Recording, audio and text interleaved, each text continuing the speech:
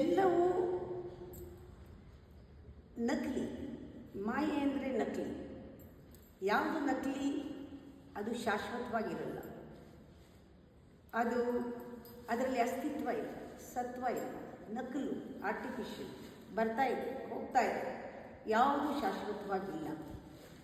ಇದರಲ್ಲಿ ನೋಡಿದಾಗ ಯಾವುದು ಅಸಲಿ, ಯಾವುದು ಜೆನ್ಯೂನ್, ಯಾವುದು ಜೆನ್ಯೂನ್ ಇಲ್ಲ. ಯಾವುದು ಪರ್ಮನೆಂಟ್, ಯಾವುದು ಪರ್ಮನೆಂಟ್ ಇಲ್ಲ. ಯಾವುದು ಸತ್ಯ, ಯಾವುದು ಸತ್ಯ ಇಲ್ಲ.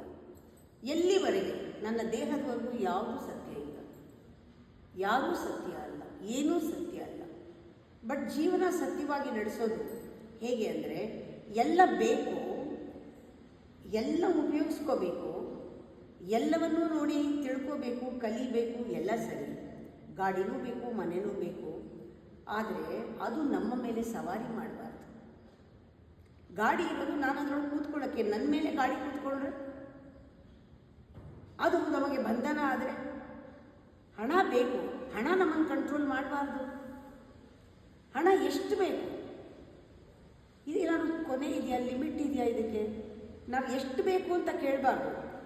ಎಷ್ಟು ಅವಶ್ಯಕತೆ ಇದೆ, ನೀನು ಅಷ್ಟು ಕೊಡ್ತೀಯ ನನಗೆ ಗೊತ್ತು. ನನ್ನ ಅವಶ್ಯಕತೆ ತಿಳ್ಕೊಂಡ್ರೋ ನೀನು, ನನಗೇನು ವಸ್ತು ಬೇಕು ತಿಳ್ಕೊಂಡ್ರೋ ನೀನು, ನಾನು ಯಾವ ವ್ಯಕ್ತಿ ಜೊತೆ ಇರಬೇಕು ಅಂತ ತಿಳ್ಕೊಂಡ್ರೋ ನೀನು, ಎಲ್ಲ ನಿನಗೆ ಗೊತ್ತಿದೆ ಅಲ್ಲ. ನಾನು ಯಾವುದನ್ನು ಕೇಳೋದಿಲ್ಲ.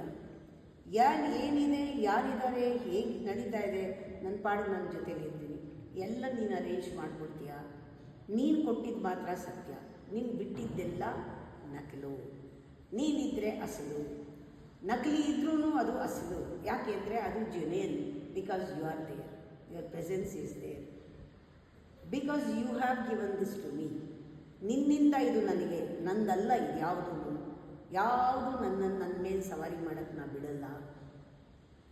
ಈ ಭಾವನೆ ನಮಗೆ ಬರಬೇಕಾದ್ರೆ ನಮಗೆ ಅಸಲಿ ನಕಲಿ ಅದನ್ನು ನೋಡೋ ತಾರತಮ್ಯ ಜ್ಞಾನ ಬೇಕು. ಅದಕ್ಕೆ ಬೇರೆ ದೃಷ್ಟಿನೇ ಬೇಕು, ಅದಕ್ಕೆ ಒಂದು ಜ್ಞಾನವೇ ಬೇಕು, ಅದಕ್ಕೆ ಒಂದು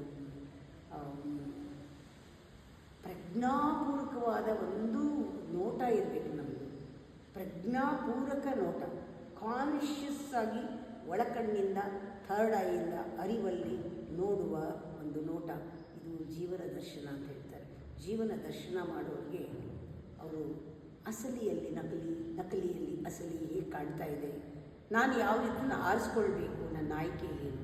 ಯಾವತ್ತೂ ಅಸಲಿನೇ ನನ್ನ ಆಯ್ಕೆ. ಅಸಲಿ ಮಾಡೋದು ನನ್ನ ಕೈಲಿದೆ. ನಕಲಿನಲ್ಲಿ ಪರಮಾತ್ಮನ ಕೂಡಿಸಿದ್ರೆ ಅದು ಜೆನ್ಯೂನ್ ಆಗಿರುತ್ತೆ. ಎನಿಥಿಂಗ್ ವೆನ್ ಪರಮಾತ್ಮ is there it becomes genuine.